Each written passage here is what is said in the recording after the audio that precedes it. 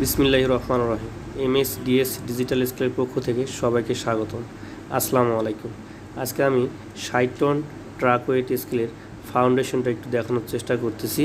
দেখেন, আমরা হেভি করে ফাউন্ডেশন করতে গেলে ট্রাক স্কেলের যেখানে আমরা স্থাপন করব দেখতে হবে মাটির কন্ডিশন কেমন। যদি মাটির কন্ডিশন নর্মাল হয় সেক্ষেত্রে আমার ডাবল জালি দিয়ে ঢালাই করতে হবে। 16 মিলি এবং 12 মিলি মিক্সড করে ঢালাই করতে হবে এবং গ্রাউন্ড বেস ঢালাই আমার পুরোটা করতে হবে। সেক্ষেত্রে তার আগে কলামগুলোর সেকশন অনুযায়ী রড বাইন্ডিং করতে হবে এবং মাপ ঠিকঠাক মতো আছে কিনা চেক করার পরে ঢালাই করতে হবে। এরকম ট্রাক স্কেলের ভিডিও পেতে চ্যানেলটির সঙ্গেই থাকুন। আর ট্রাক স্কেল সারা বাংলাদেশে আমরা সেলস অ্যান্ড সার্ভিস করে থাকি।